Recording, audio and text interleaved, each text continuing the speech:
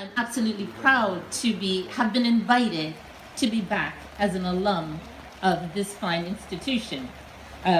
Dr. Green managed to find, I'm not sure where it came from, a copy of our commencement program from 1981.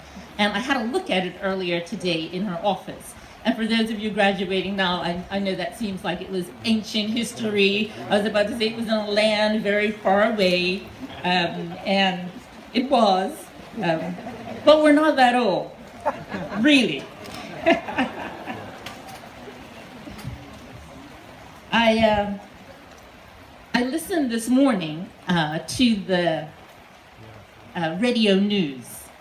And I don't listen to the news that often, which is probably not a good thing, being a politician, right? But I'm new to this game, so listening to the news hasn't quite become a habit. But I was in the car and I was taking a friend to the airport.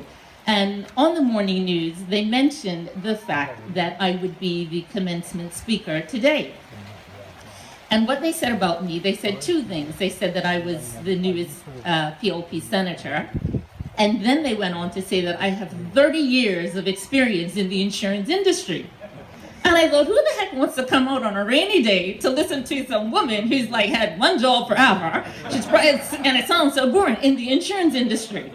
And it occurred to me that what we do, just as a matter of human nature, is we describe people by what they do.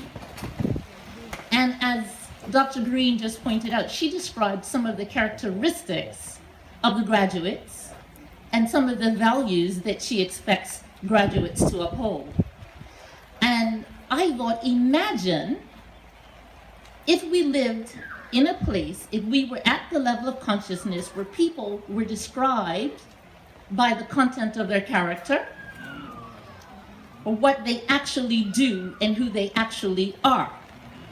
So I might then be described differently. I might be described as a woman of integrity.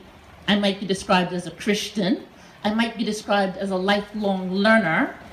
I might be described as someone who is passionate about social justice and the rights of humankind, and especially the rights of Bermudians. We might be described differently.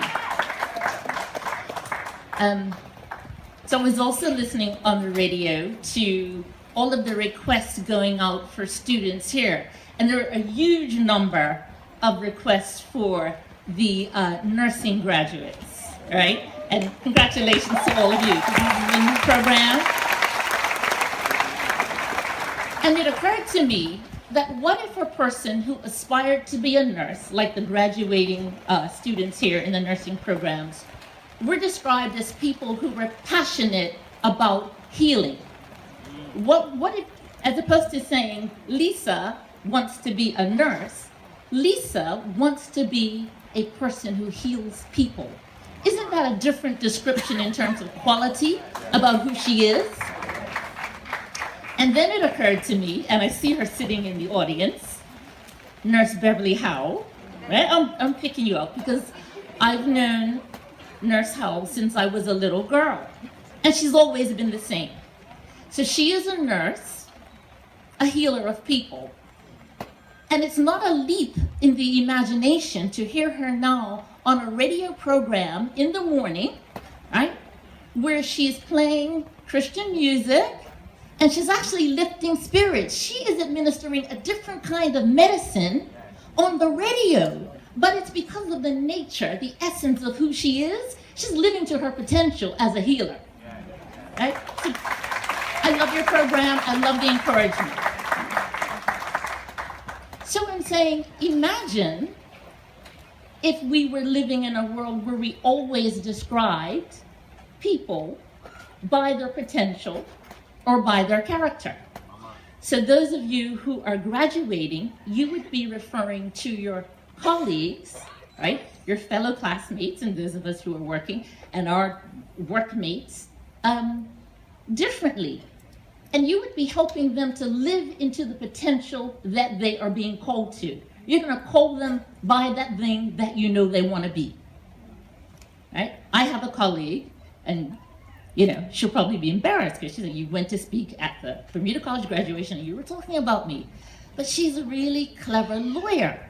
But if I were to describe her in the same kind of scenario, I would say, this is my colleague Robin, right? And I wouldn't say she's a great lawyer. I would say she is a fantastic negotiator. She is a person who strives to do the right thing. She is a person of integrity, and she seeks a solution to every problem. Isn't that a lot different than describing somebody as just a lawyer? I mean, and maybe there are some lawyers who don't have all of those values, but my particular colleague does. I'm a lawyer, so I can say that. So I guess that brings me squarely to what I would consider to be my keynote for today. And I know I don't have a lot of time, and I don't want to wait 10 minutes and get you there. So this is it. The keynote is that, graduates, you were born for greatness.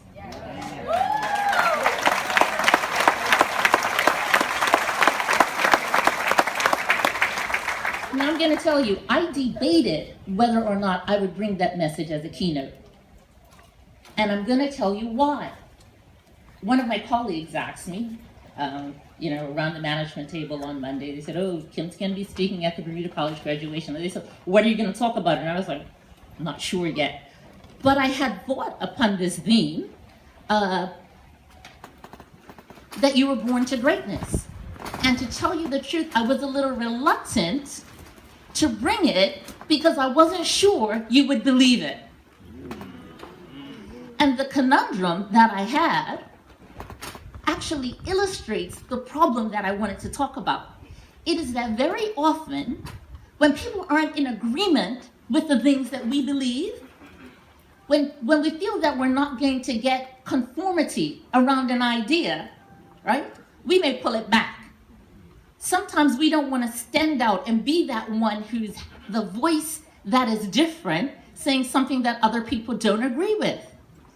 And sometimes, unfortunately, this happens around people's very dreams and ambition.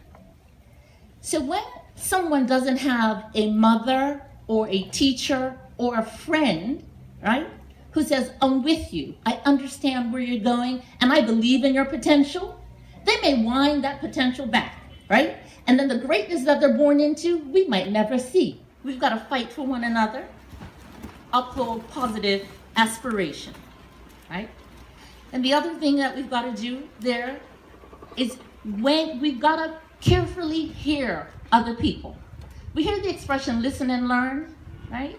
We've really got to do it. It's not just a thing, listen and learn. We've got to do it because listening and learning fuel the imagination. And when I talk about learning, I'm not talking about the acquisition of degrees or additional letters behind your name.